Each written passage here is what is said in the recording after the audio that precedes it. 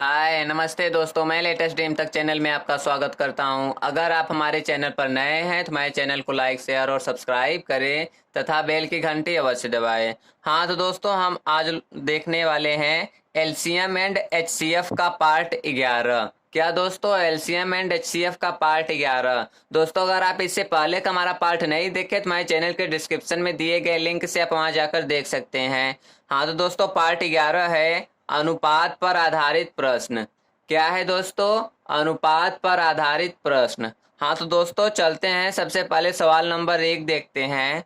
हाँ तो दोस्तों, सवाल नंबर 1 है, दो संख्याओं का अनुपात 3:4 है। यदि इनका मौस 25 है तो इनका लस होगा। दोस्तों, अनुपात कितना है? 3 है और 4 है। ठीक।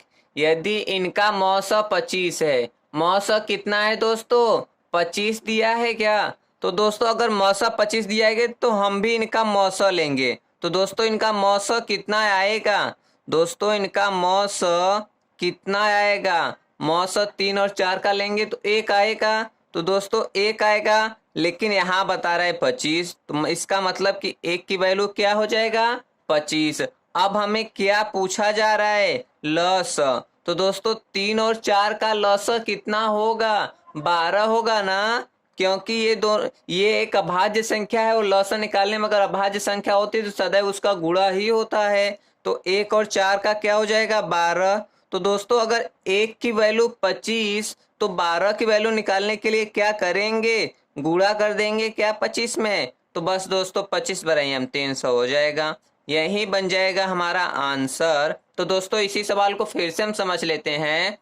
दो संख्याओं का अनुपात 3:4 है। यदि इनका मौसा 25 है। दोस्तों, जो दिया होता है वही हम पहले निकालते हैं। मौसा दिया है 25 और हमें यहाँ मौसा निकालने में कितना आएगा? 1। इसका मतलब कि दोस्तों, 1 की वैल्यू 25 पूछा जा रहा है लसा, तो लसा निकाल लेंगे 12। जब 1 की वैल्यू 25 तो 12 की वैल्यू निकालने के लिए क्या करेंगे? 12 से गुणा कर देंगे ना। तो 25 में 12 का गुणा करेंगे तो 25 पंजे, सॉरी, 12 पंजे 60, 6 आया, 12 दूनी 24, 6 30। दोस्तों, 300 आ गया आंसर। तो यही बन जाएगा हमारा आंसर। तो दोस्तों, हमारा सवाल नंबर 1 हो गया है। चलते हैं सवाल नंबर 2 की तरफ। हाँ तो दोस्तों, सवाल नंबर 2 है, दो संख्याओं का अनुपात 7:3 है। यदि इनका लसा 42 है तो इनका मौसा होगा। दोस्तों, यहाँ लसा 42 दिया है ना, तो हम अपना लसा निकालेंगे। तो दोस्तों, लसा कितना आएगा? 7 और 3 का। तो दोस्तों, अभाज्य संख्या का उसका लस उसका गुणनफल ही बनेगा 21। कितना दोस्तों? 21। लेकिन सवाल में बता रहा है लसा 42 है। इसका मतलब कि 21 की वैल्यू 42, तब 1 की वैल्यू क्या हो जाएगा? 2 हो जाएगा ना। 21 की वैल्यू 42 तो 1 की वैल्यू 2। अब क्या पूछा जा रहा है? इनका मौसा होगा। तो दोस्तों, 7 और 3 का हम क्या निकालेंगे? मौसा निकालेंगे। तो मौसा कितना आएगा? तो 7 और 3 में इसमें दोनों अभाज्य संख्या है, तो अभाज्य संख्या का मौसा हमेशा 1 होता है। तो दोस्तों, 1 की वैल्यू 2 ही आएगा। तो दोस्तों, यही बन जाएगा हमारा आंसर। तो दोस्तों, फिर से समझ लेते हैं। इनका लसा 42 है। तो दोस्तों, अगर लसा 42 दिया है तो हम इनका लसा निकालेंगे। लसा कितना आएगा? 21। तो दोस्तों, 21 की वैल्यू 42, तो 1 की वैल्यू 2 हो जाएगा। क्या पूछा जा रहा है? मौसा। तो 7 और 3 का हम निकालेंगे मौसा। मौसा कितना आएगा? 1 आएगा। तो 1 की वैल्यू 2 ही रहेगा। तो दोस्तों, यही बन जाएगा हमारा आंसर। तो दोस्तों, हमारा सवाल नंबर 2 हो गया है। चलते हैं सवाल नंबर 3 की तरफ। हाँ तो दोस्तों, सवाल नंबर 3 है, तीन संख्याओं का अनुपात 1:2:3 है। यदि इनका मौसा 15 है तो इनका लसा होगा। कितना अनुपात है दोस्तों? 1, 2, 3। यदि इनका मौसा 15 है तो दोस्तों, इनका मौसा कितना हो जाएगा? इनका तो 15 बताया है, तो इनका मौसा कितना हो जाएगा? 1 होगा ना। मौसा 1 होगा। तो दोस्तों, वहीं 1 की वैल्यू तो 15 बताया है, मौसा हमारा यहाँ 1 निकलेगा, सवाल में 15 बताया है। तो इनका लसा होगा। तो दोस्तों, इनका लसा कितना हो जाएगा? 6 हो जाएगा। 3 दूनी 6, 1 कम 6। तो दोस्तों, 1 की वैल्यू 15, तो 6 की वैल्यू निकालने के लिए क्या करेंगे? गुणा कर देंगे क्या? 15 छक्के 90 और यही बन जाएगा हमारा आंसर। तो दोस्तों फिर से हम इसको समझ लेते हैं। तीन संख्याओं का अनुपात 1 संबंधी 2 संबंधी 3 है। यदि इनका मौसा 15 है तो इनका लौसा होगा। तो दोस्तों इनका मौसा दिया हुआ है ना, तो हम भी इनका मौसा निकालेंगे। इनका मौसा निकालेंगे तो कितना आएगा, 1 आएगा ना। तो 1 की वैल्यू कितना दिया है, 15 दिया है। मौसा हमारा 1 आएगा, सवाल में बताया है 15, इसका मतलब कि 1 की वैल्यू 15। अब क्या निकालना है दोस्तों, लस। तो इनका लस 1 2 और 3 का लस कितना आएगा, 6 आएगा। 1 की वैल्यू 15, तो 6 की वैल्यू निकालने के लिए 6 से गुणा कर देंगे ना, तो 15 छक्के 90, यही बन जाएगा हमारा आंसर। तो दोस्तों हमारा सवाल नंबर 3 भी हो गया है। चलते हैं सवाल नंबर 4 की तरफ। हाँ तो दोस्तों सवाल नंबर 4 है, दो संख्याएं 4 संबंधी 5 के अनुपात में है और इनका गुणनफल 5120 है। दोनों संख्याओं का मौसा ज्ञात कीजिए। तो दोस्तों सबसे पहले हम देखेंगे क्या दिया है हमें, इनका गुणनफल दिया है ना, तो पहले हम भी गुणनफल निकालेंगे। दोस्तों 4 और 5 के अनुपात में गुणनफल निकालेंगे। तो दोस्तों यहाँ पर तो अगर अनुपात में है तो हम 4x 5x तो लगा ही सकते हैं, यही ना दोस्तों। अनुपात में है तो किसी न किसी नंबर से कटा होगा। तो दोस्तों इनका गुणनफल कितना हो जाएगा, तो 5 चौक 20, 20 एक्स स्क्वायर हो जाएगा ना। 20 एक्स स्क्वायर की वैल्यू 5120। अब दोस्तों एक्स स्क्वायर की वैल्यू निकालने के लिए क्या करेंगे, कट कर देंगे ना 20 से। कट गया, यहाँ 2 से कटेगा, 2 दूनी 4, 1 1 2 पंजे 1 2 2 छक्के।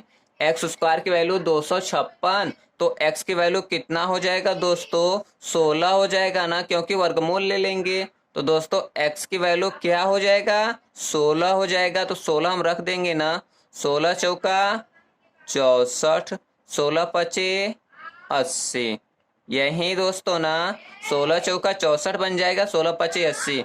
दोस्तों यही वो संख्या है जो एक 4x है, एक 5x है, मतलब 64 है, एक 80 है। अब क्या पूछा है दोस्तों, दोनों संख्याओं का मौसा। तो दोस्तों इनका हम मौसा निकालेंगे। तो दोस्तों 4x और 5x का मौसा कितना आएगा, 1 आएगा ना। 1 आएगा मतलब 1x आएगा, मतलब वही x बराबर 16 आ जाएगा। तो दोस्तों यही बन जाएगा हमारा आंसर। तो दोस्तों इसको हम फिर से समझ लेते हैं। दो संख्याएं 4 संबंधी 5 के अनुपात में है, तो दोस्तों हम 4x और 5x भी बना सकते हैं ना, क्योंकि हमें यहाँ गुणनफल दिया है। अगर गुणनफल की जगह लसा मसा देता तो ना बनाते, लेकिन गुणनफल दिया है तो गुणनफल में यहाँ x रखा होता है ना। तो 5 चौक 20 एक्स स्क्वायर बराबर 5120। तो दोस्तों 20 से गुणा है, पहले 20 से भाग दे दिए, तो एक्स स्क्वायर बराबर 256 आ गया। तो दोस्तों x बराबर कितना आएगा, 16 आ जाएगा। तो x बराबर 16 आ जाएगा। तो हमें बोला है मौसा निकालने के लिए। तो 16 चौका 64, 16 पचे 80, मतलब वो संख्या कौन कौन सी है, 64 और 80 है। तो क्या पूछा है, इनका मौसा। तो दोस्तों 4 और 5 का मौसा निकालेंगे तो कितना आएगा, 1 आएगा ना। 1 आने का मतलब यही 1 एक्स आएगा, तो 1 एक्स आने का मतलब यही 16 आएगा। तो दोस्तों हमारा 16 आंसर बन जाएगा। तो दोस्तों हमारा सवाल नंबर 4 भी हो गया है। चलते हैं सवाल नंबर 5 की तरफ। हाँ तो दोस्तों सवाल नंबर 5 है, 42 और 56 का मौसा तथा लसा का अनुपात है। इसका मतलब दोस्तों हमें पहले मौसा निकालना है, फिर लसा निकालना है और दोनों को अनुपात में रखना है। तो दोस्तों 42 और 56 का पहले मौसा निकाल लेते हैं। तो दोस्तों बाहर किसको करेंगे, 42 को ना, 42 एकम 42, कितना बचा दोस्तों, 4 1। अब 14 को ऐसे राउंड करके 42 को अंदर रखेंगे, 14 तिया 42। अब दोस्तों कट गया, हमारा मौसा तो आ गया। अब निकालेंगे क्या, लस, 14 का 42 का और 56 का। तो दोस्तों अब हम इसका निकाल लेंगे लस। तो दोस्तों 2 से पहले कट करेंगे 21 और 28, फिर 2 से कट करेंगे 21 14, 2 से कट करेंगे 21 7, 3 से कट करेंगे 7 7, 7 से कट करेंगे 1 1। तो अब दोस्तों हमें निकालना है मौसा अनुपाते लस।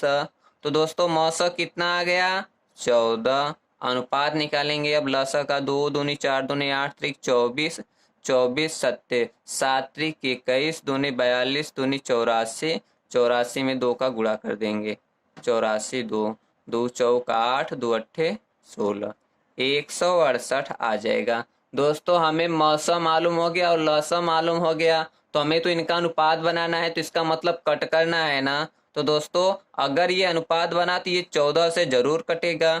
14 एक कम 14 एक कम 2 बचा 28, 14 दूनी 28, एक संबंधी 12 का अनुपात है। तो दोस्तों इसी सवाल को हम फिर से देख लेते हैं। 42 और 56 का मौसा तथा लसा का अनुपात है। तो सबसे पहले 42 और 56 का मौसा निकालेंगे, तो 42 एक कम 42 बचा 14, 14 कैसे राउंड किए 42 अंदर किए, 14 तिया 42 कट गया। मौसा तो हमारा 14 तैयार हो गया। अब लसा निकालेंगे, 2 से कट करेंगे 21, 2 से कट करेंगे 28, फिर 2 से कट करेंगे 21, 2 से कट करेंगे 14, 2 से कट करेंगे 21, 2 से कट करेंगे 7, अब 3 से कट करेंगे 7, 7 7 से कट कर दिए कैंसिल हो गया। तो 2 दूनी 4 दूनी 8 त्रिक 24, 24 सत्ते 168 हो गया। तो दोस्तों मौसा हमारा 14 हो गया और लसा हमारा 168 हो गया। तो आपस में कट कर दिए 14 एक कम 14 एक कम 2 बचा 28 हो गया, 14 दूनी 28। तो दोस्तों एक संबंधी 12 बन गया हमारा आंसर। तो दोस्तों हमारा सवाल नंबर 5 हो गया है। चलते हैं सवाल नंबर 6 की तरफ। हाँ तो दोस्तों सवाल नंबर 6 है, दो पूर्ण संख्याओं का अनुपात x संबंधी y है। यदि इनका मौसा a है तो इनका लसा ज्ञात कीजिए। तो दोस्तों दो पूर्ण संख्याओं का अनुपात x संबंधी y है। चलिए x संबंधी y हम इसका अनुपात बना लेते हैं। यदि इनका मौसा a है, मौसा कितना है दोस्तों a है, तो दोस्तों इनका मौसा पहले कितना होगा। तो दोस्तों जब कोई संख्या आपस में नहीं मिलती तो मौसा कितना होता है, एक होता है ना। गजब दोस्तों, मौसा एक हो गया। तो हमें मौसा कितना बताया है ए, मतलब एक की वैल्यू ए है। तो इनका लसा ज्ञात कीजिए। तो दोस्तों जब ये दो संख्याएं यक्स और वाई है तो इनका लसा कितना होगा, यक्स वाई ही होगा। तो दोस्तों एक की वैल्यू ए, तब यक्स वाई की वैल्यू निकालने के लिए क्या करेंगे, गुणा कर देंगे ना। तो क्या आ जाएगा दोस्तों, ए एक्स वाई आ जाएगा और यही बन जाएगा हमारा आंसर। दोस्तों गजब की आंसर रही। एक बार हम इसको फिर से समझ लेते हैं। दो पूर्ण संख्याओं का अनुपात यक्स संबंधी वाई है, यक्स और वाई है। यदि इनका मौसा ए है तो दोस्तों जब भी कोई संख्या आपस में नहीं मिलती या उसमें से कोई अभाज्य हो तो उनका हमेशा या तो उसमें से एक अभाज्य हो या दोनों अभाज्य हो, इससे दोनों का मतलब एक ही है। तो दोस्तों उनका हमेशा मौसा एक बनता है। तो इनका मौसा एक है, सवाल में बोला है ए, इसका मतलब एक की वैल्यू ए। तो इनका लसा ज्ञात कीजिए। तो दोस्तों इनका लसा वही बात है कि लसा निकालेंगे तो अगर एक अभाज्य हो या दोनों अभाज्य हो तो हमेशा लसा उसका गुणनफल बनता है। एक की वैल्यू ए, तब एक्स वाई की वैल्यू निकालने के लिए एक्स वाई में ए से गुणा कर देंगे ना, तो ए एक्स वाई बन जाएगा और यही बन जाएगा हमारा आंसर। तो दोस्तों हमारा सवाल नंबर 6 भी समाप्त हो गया है। तो दोस्तों अब हम लोग चलते हैं। दोस्तों अगर आप हमारे चैनल पर नए हैं तो हमारे चैनल को लाइक शेयर और सब्सक्राइब करें तथा बेल की घंटी अवश्य दबाएं। दोस्तों इसी तरीके का बेस्ट वीडियो और ट्रिक पाने के लिए आप हमारे चैनल पर बने रहें। नमस्ते दोस्तों।